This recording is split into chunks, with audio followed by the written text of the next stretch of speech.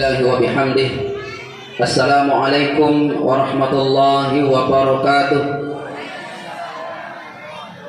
Alhamdulillahi rabbil alamin, walhamdulillahi ahsanal khaliqin.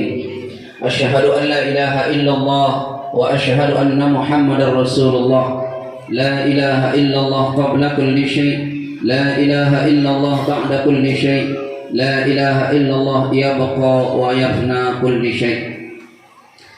Yang kami hormati Bapak Kementerian Agama yang diwakili oleh orang tua kita, tokoh kita Bapak Haji Nasir, yang telah banyak menyampaikan persoalan-persoalan pendidikan, terutama sekali mengenai agama kita, negara kita, dan kondisi masyarakat kita. Mudah-mudahan beliau selalu sehat walafiat, mendampingi kita dalam berjuang di dalam agama dan madrasah secara khususnya. Amin. Yang kami hormati Bapak Kepala Kampung Tanjung Batu, yang kami hormati bapak-bapak dari pemerintahan kabupaten maupun kecamatan, dari instansi TNI, Polri yang tidak bisa kami sebutkan jabatan dan namanya satu persatu tanpa mengurangi rasa hormat kami.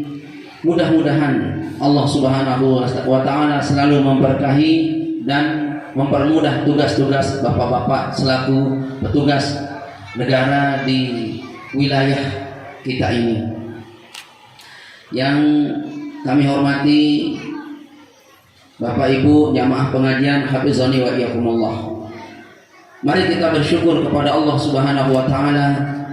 Pada pagi hari menjelang siang ini kita semua masih sehat walafiat, sehingga acara pembukaan bagi madrasah kita, penerimaan siswa baru di madrasah kita, alhamdulillah bisa berjalan dengan baik dan bagus, dan mudah-mudahan bermanfaat. Amin. Yang kedua, mari kita bersalawat kepada Rasul kita tercinta Nabi Muhammad sallallahu alaihi wasallam. Allahumma salli ala sayyidina Muhammad wa ala ali sayyidina Muhammad, yang telah membimbing manusia, membimbing kita semua menuju jalan Allah Subhanahu wa Ta'ala. Alhamdulillah, berkali-kali pada hari ini kami bisa hadir di tengah-tengah jamaah yang 4 atau 5 bulan yang lalu, 6 bulan yang lalu kami beserta rombongan hadir untuk melihat kondisi persiapan daripada madrasah kita. Dan hari ini persiapannya sudah matang, dan dari pihak Kemenak sudah mendukung 100%, tokoh agama, tokoh masyarakat pun mendukung 100%. Kami dengan penuh hati berterima kasih yang sebesar-besarnya untuk bersiap siaga menjadikan Tanjung Batu kota santri.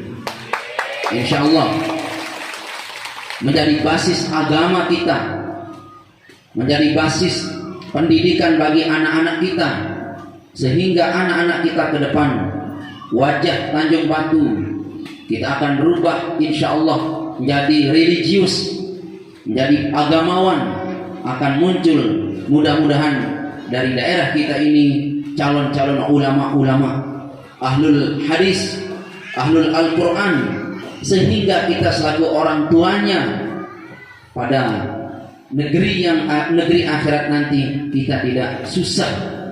Kalau dunia kita susah, masih kita bisa minta bantu kepada yang lain.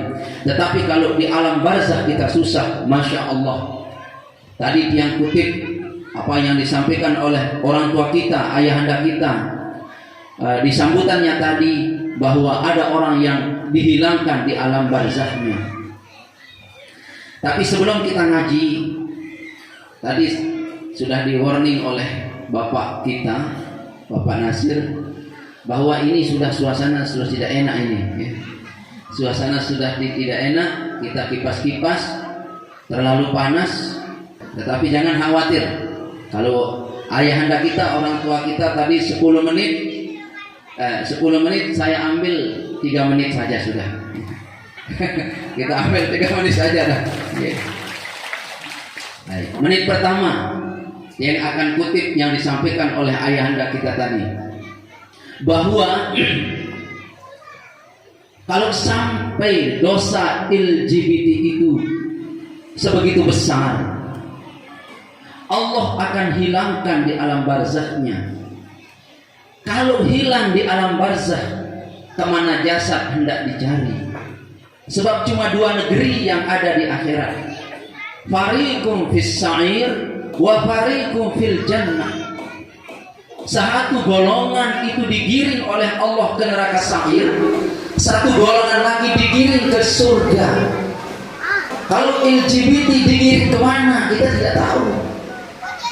Apakah Allah akan menggiringnya ke neraka sa'ir? Kalau Allah giring ke neraka sa'ir, asal ada syahadat di dalam hatinya, hatta sekedar nikah dulu dia bersyahadat kepada Allah, ada harapan untuk diambil oleh Rasulullah SAW. Sebesar dosa apapun, karena jamaah sekalian, hafizani wa iyyakumullah, Allah haramkan berlama-lama, bertahun-tahun orang disiksa di neraka asal ada asyhadu an la ilaha illallah wa asyhadu anna muhammadar rasulullah di dalam batinnya, walaupun itu sebesar biji zarrah. Tapi Allah haramkan juga surga bagi mereka yang sombong, walaupun kesombongannya itu sebesar biji zarrah. Allah haramkan masuk ke dalam surga orang yang sombong. Maka dari itu jamaah sekalian, hafizani wa iyyakumullah, sebelum mungkar nakir, tadi mungkar nakir punya jatah kata orang tua kita tadi. Sebelum mungkar nakir hadir di alam barzah, selesai orang ditalqin, itu ada malaikat juga yang pertama kali mendahului mungkar nakir. Apa tugas malaikat itu? Tugas malaikat itu jamaah sekalian, hafizani wa iyyakumullah, diperintahkannya si mayit ini untuk menulis. Tulis, hendaklah kamu tulis. Ini mayit berkata, apa alat tulisku? Telunjukmu. Apa jadi bukuku?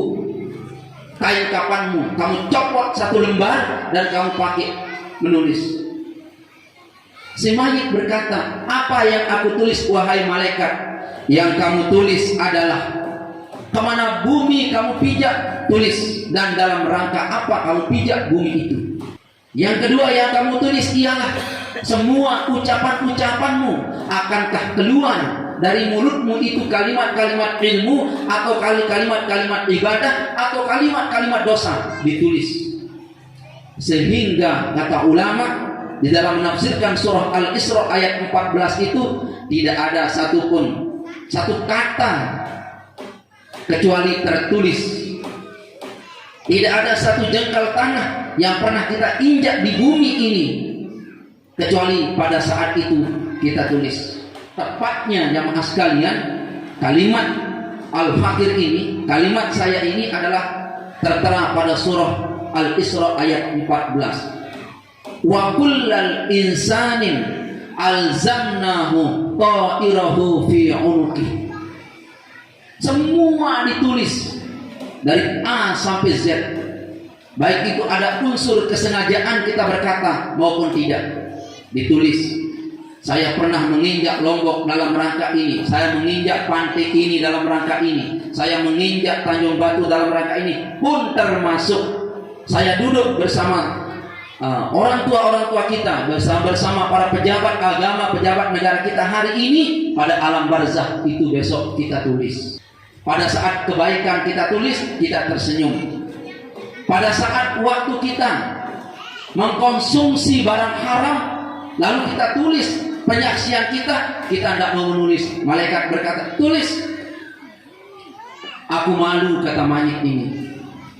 Lalu malaikat berkata, kenapa sekarang kamu malu? Kenapa di dunia dulu kamu tidak malu? Maka oleh sebab itu, para jamaah sekalian, hafizani wa iyyakumullah, madrasah yang kita buat, yang kita bina, yang akan kita didik anak-anak kita ini, pertama kali di sini adalah menimbulkan rasa malu yang disebabkan oleh iman. Kadang ada rasa malu yang disebabkan oleh sosial, karena terlalu tua, karena terlalu muda, karena terlalu kasih kita kepada seseorang, sehingga kita malu berbuat. Di sini yang paling baik ialah jamaah sekalian, hafizani wa iyyakumullah, rasa malu yang muncul disebabkan oleh adanya ilmu agama sehingga kita tidak bermaksiat kepada Allah Subhanahu wa taala.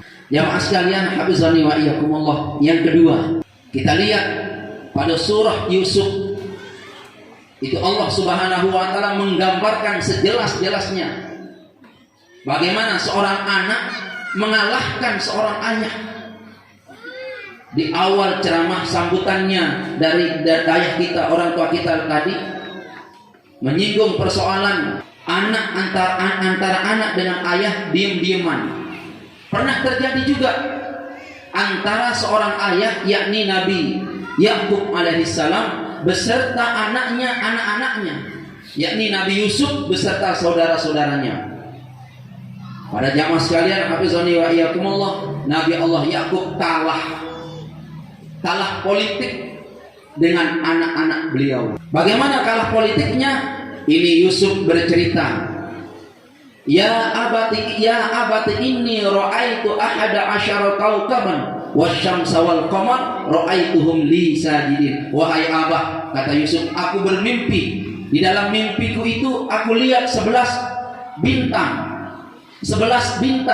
dan 1 matahari, 1 bulan sujud kepada aku. Apakah makna mimpiku wahai ayah? Kata Nabi Yusuf. Lalu Nabi Yakub dengan darah nubuahnya berkata, wahai anakku, ini mimpi ciri-ciri kamu akan menjadi nabi. Maka simpanlah mimpi ini, la taksus ru'ya ka'ala ikhwatik. Jangan kamu ceritakan mimpimu ini kepada saudara-saudaramu. Tetapi tidak bisa tersimpan, tidak bisa terrahasia cerita ini. Terdengarlah kepada saudara-saudaranya Nabi Yusuf. Lalu saudara-saudaranya Nabi Yusuf ini tahu bahwa sang Yusuflah yang akan melanjutkan estafet kenabian ayahandanya. Maka anak-anak Nabi Yakub ingin menjauhkan Nabi Yusuf dari ayahandanya. Berhasil tidak dijauhkan? Berhasil 100%. Nabi Yusuf dijauhkan dari ayahnya. Kenapa berhasil? Karena 10 saudara Yusuf ini, 10 saudara Yusuf ini bersatu. Bersatu apa? Sepakat bahwa Yusuf kita jauhkan dari ayah, supaya Nabi Yusuf ini, supaya Yusuf ini jangan menjadi nabi dan jangan melanjutkan kenabian ayah kita. Berhasil enggak saudara-saudaranya Nabi Yusuf? Berhasil. Nabi Yusuf dimasukkan ke dalam sumur. Berhasil 100%. Setelah beliau dijauhkan dari ayahandanya, pulang saudara-saudaranya ini. Kapan pulang? Itu dalam Al-Quran Allah Subhanahu wa taala menjelaskan, isya ayyabkun, pada waktu isya mereka menangis dan berteriak, wahai abah, adikku Yusuf itu dimakan harimau. Wahai abah, adikku Yusuf itu dimakan harimau. Pas sampai gerbang rumahnya, saudaranya yang paling besar itu maju dan melapor kepada ayahandanya, wahai abah, adikku Yusuf dimakan harimau. Katanya, ini Nabi Yakub berkata, kenapa kamu menangis? Kenapa kamu menangis wahai anakku? Wahai ayah, andai pun aku bercerita kronologis bagaimana adik Yusuf termakan harimau pun ayah tidak percaya. Tapi Nabi Yakub pun tidak percaya. Kenapa tidak percaya? Karena tidak diizinkan darah kenabian itu dimakan oleh binatang. Tidak ada ceritanya sama sekalian. Apa saja yang Allah, Nabi itu mati akan termakan oleh binatang. Ini Nabi Yakub tidak percaya. Tetapi anak-anaknya berkata, andai pun aku bercerita bahwa wahai abah, engkau juga tidak percaya. Ya masih sekalian, apa saja yang Allah. Akhirnya dalam cerita ini Nabi Yakub dan Nabi Yusuf berhasil dipisahkan selama 30 tahun. Para ulama meriwayatkan bahwa kenapa mereka berhasil? Ternyata yang menyebabkan mereka berhasil menipu ayahandanya disebabkan oleh persatuan dan kesatuan saudara-saudaranya ini, anak-anak Nabi Yakub ini. Maka ahli hikmah berkata, apapun yang kita perjuangkan Kalau bersatu pasti berhasil.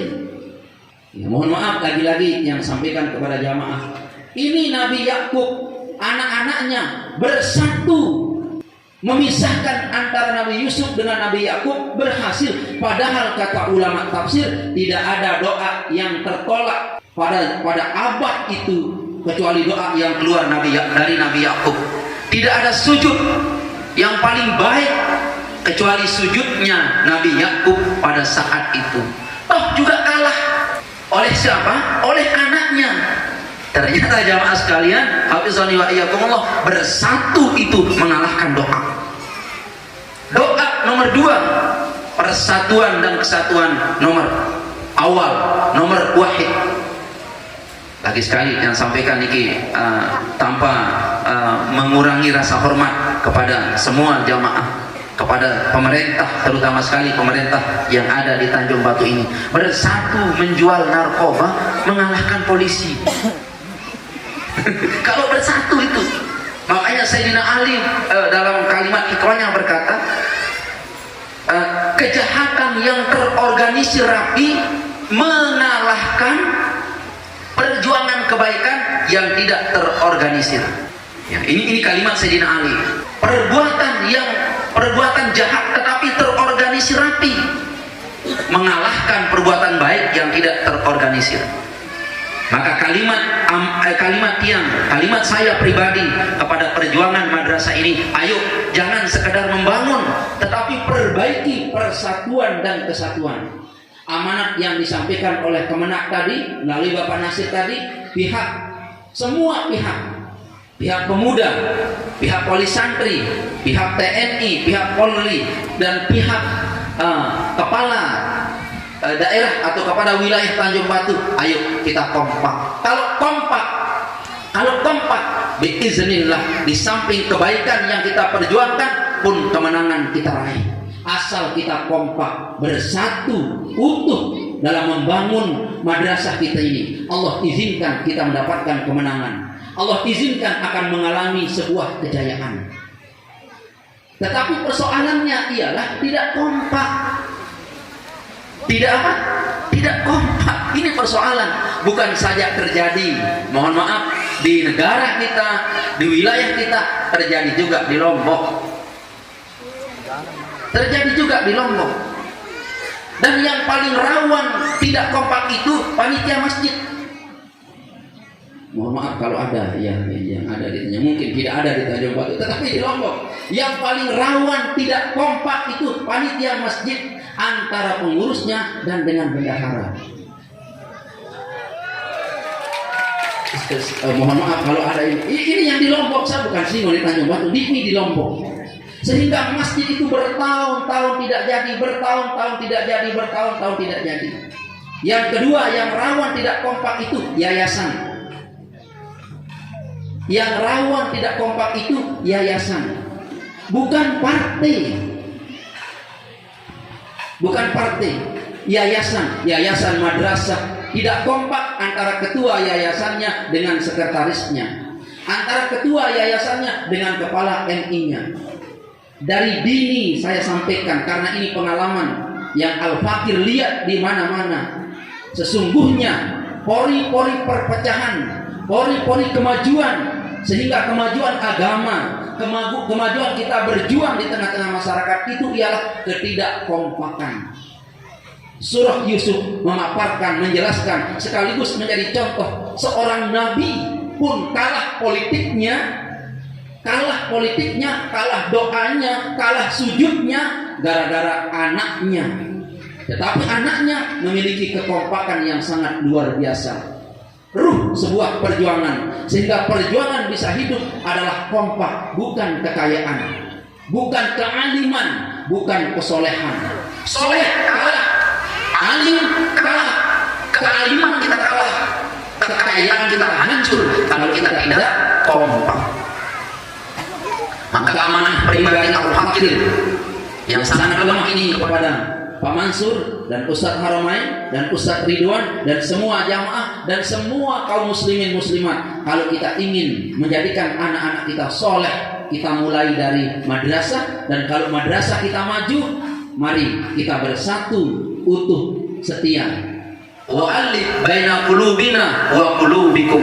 Allahumma alif baina qulubina wa qulubikum. Ya Allah, satukanlah hati kami dengan masyarakat kami, dengan tokoh-tokoh kami yang ada di Tanjung Batu ini, baik itu tokoh agama, tokoh adat, tokoh masyarakat. Walaupun kami dari Lombok, hanya dilahirkan di Lombok, tetapi satu wadah, satu jasad, satu hati berjuang di Tanjung Batu ini. Dahulu saya merasa ketemu di Bapak Imam, di Ayahanda ini, di Bapak Kepala Kampung. Dahulu saya merasa seorang tamu. 2 kali merasa seorang masih seorang tamu, tetapi kedatangan kami hari ini adalah tidak lain, datangnya seorang anak kepada seorang ayah, datangnya kepada saudara-saudaranya di Tanjung Batu ini. Sehingga di depan bapak-bapak, ibu-ibu, saya merasa hari ini bukan sebagai seorang ustaz, bukan sebagai seorang tuan guru atau juru penceramah, bukan, sama sekali bukan. Itu tidak terbersit dalam hati kami, tidak. Kami duduk di sini adalah sebagai seorang ayah, seorang anak kepada bapak-bapak, sebagai saudara kepada saudara-saudara kami. Ayo kita berjuang, kita perjuangkan agama kita. Jangan sampai apa yang dipaparkan oleh bapak kita tadi, mewakili kepala kantor Kementerian Agama, itu terjadi. LGBT itu penyakit. Nauzubillahi min dzalik. Bukan sekedar di Tanjung Batu, itu narkoba di semua wilayah. Di semua wilayah itu pun terjadi. Maka ini adalah tantangan secara global bagi pribadi kita selaku umat muslim. Kalau engkau memang mencintai Nabi Muhammad SAW, mencintai Allah dan Rasulnya, ayo kita bangkit. Kita jangan melihat organisasi, jangan melihat dari mana kamu datang. Yang kita utamakan dan pertama adalah kita lihat ini adalah perjuangan Nabi, ini adalah perjuangan Allah dan Rasulnya. Bila ada syahadat kita sama, bila iman kita sama, yuk kita bergandeng tangan. Kita majukan agama mulai dari Tanjung Batu ini. Yang aku tercinta dirahmati oleh Allah Subhanahu wa taala. Itu orang heran di alam barzahnya. Ya Allah, aku bukanlah ahli ibadah, tetapi setiap hari kau naikkan derajatku. Ya Allah, aku bukanlah seorang pejuang, bukanlah seorang alim ulama, tetapi kenapa engkau di alam barzah ini kau naikkan derajatku, kau bebaskan siksaku. Allah menjawab, wahai hambaku, kamu memang bukan orang alim, kamu memang bukan ahli ibadah, tetapi anakmu itu adalah penuntut ilmu agama. Dia seorang guru ngaji, dia seorang penuntut ilmu agama. Bila anakmu ngaji, bila anakmu berdoa, otomatis derajatmu naik di alam barzah. Satu kali anakmu sujud sholat duha, satu kali anakmu membaca surah Al-Quran, mengkaji akidah akhlak di madrasah, pada hari itu juga aku naikkan derajatmu secara otomatis. Bukan harus disebut namanya, bukan. Kalau kita selaku orang tuanya, bapak-bapak, ibu-ibu, bukan harus anak ini menyebut namanya, mengatakan begini, Allahumma awsil sawaban misla sawabi ma qara'na wa ma halalna wa ma talawna ila ruhi Bapak Darwis. Misalnya, kalau beliau punya anak yang soleh tanpa disebut ila ruhi, otomatis dia dapat.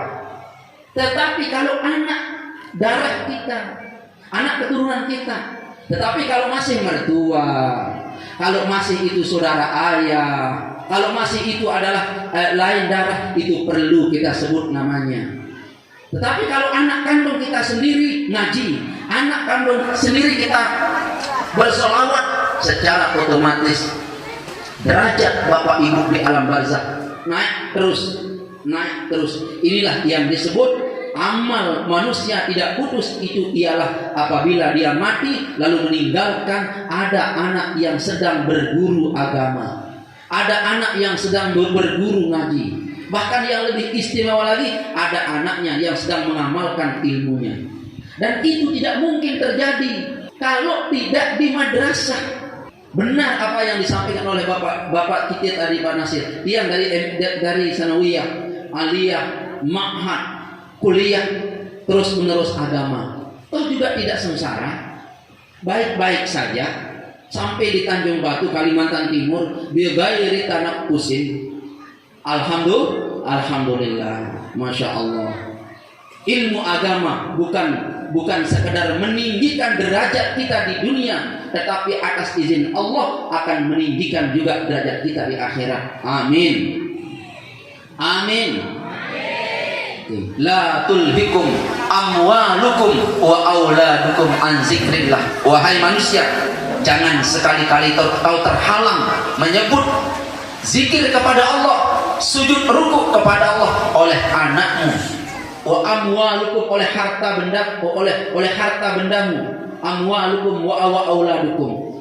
Ternyata penghalang orang ibadah ialah harta dan anak. Penghalang orang bisa terbebas dari siksa, harta dan anak. Bukan sekedar penghalang yang lain, tetapi penghalang orang menuju Allah adalah harta dan anak. Solusinya ialah madrasah. Solusinya ialah madrasah. Tahadus bi nikmatillah, jamaah sekalian, hafizani wa iyyakumullah.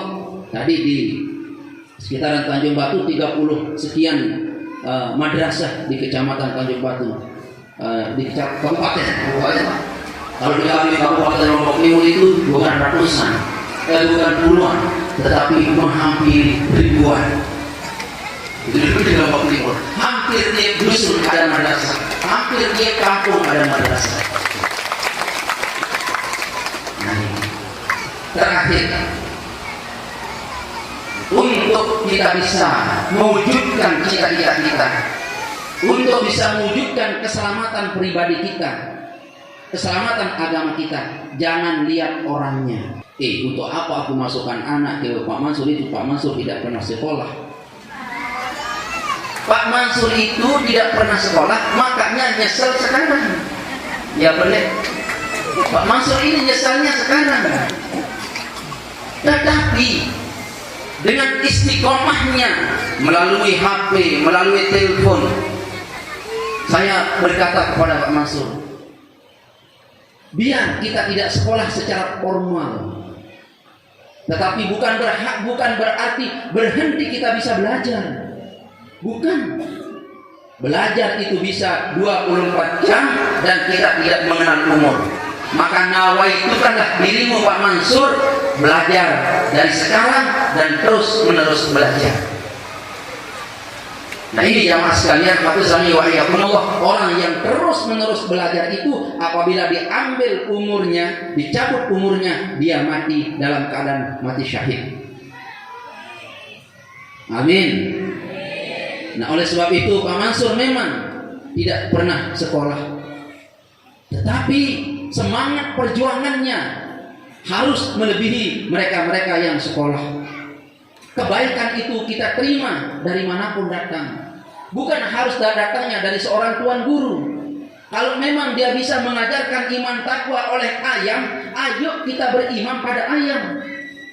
Kalau imammu ayam, berarti jamaahnya jamaah ayam ya. Kalau memang itu kambing bisa mengajarkan Al-Quran, Al-Hadis, silakan menjadikan kambing imam. Tetapi apakah tidak kurang salahnya kau menghafal Al-Quran, kau menghafal hadis, tetapi kelakuanmu melewati Al-Quran hadis? Diperhatikan yang masyarakat yang membunuh Sayyidina Ali itu siapa? Abdurrahman bin Muljam, penghafal hadis, penghafal Al-Quran beserta syarat-syaratnya, tetapi dia menikah Sayyidina Ali dari belakang.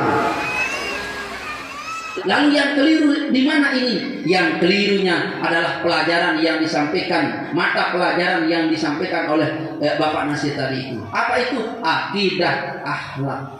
Hendaklah di samping kamu berilmu, berakhlaklah. Jadikan akhlakmu imam. Mohon maaf. Jadikanlah akhlakmu imam dan harta beserta ilmumu jadikan dia makmum. Insya Allah engkau selamat. Amin. Nah ini, dan fondasi dasar kita mulai dari anak-anak kita. Jangan sampai ya, jangan sampai kita diam-diaman antara anak dengan istri. Istri tidak tegur sapa dengan suami selama 7 bulan, tetapi tiba-tiba kok mudik. Ini bagaimana caranya? Itu saya tanya kepada pelakunya, kamu tidak saling tegur sapa dengan istrimu selama 7 bulan, tetapi kenapa istrimu hamil? Bagaimana caranya? Pak Ustadz, kalau hal itu ya kita diam-diam boleh juga. Allahu Akbar. Nah ini jamaah sekalian, Allah yang harus kita perhatikan baik-baik. Nah ini sudah melampaui 3 menit, saya tutup dah. Ini ibu-ibu sudah tidak tahan ini. Ibu-ibu ya. Nah, eman-eman, mumpung saya datang dari Lombok, ya, tumben ketemu dengan ayah anda tiang ini dari Kementerian Agama dan semua jamaah, orang tua tiang, orang tua saya Pak Imam kembali hadir dan saya menemukan beliau dalam keadaan sehat walafiat dan juga awet muda rupanya. Dulu pertama saya datang gini rupanya, sekarang juga begini. Alhamdulillah. Qasidahannya juga saya lihat semakin cantik juga. Penyanyinya luar biasa ya. Tapi sayang membelakangi kita, tidak bisa kita foto tadi. Ini banyak perkembangan yang saya lihat ini. Banyak perkembangan yang saya lihat. Alhamdulillah. Tanjung Batu religius, aman, nyaman, dan beragama, berakhlak, dan beribadah. Amin. Melalui mana? Melalui gerakan madrasah awaliyat kita dari Madrasah Darul Ilmi wa Zikri, insyaallah. Amin. Mudah-mudahan ada manfaatnya bagi Al-Fakir dan semua jamaah, dan siap perjuangan kita sukseskan dunia akhirat. Amin.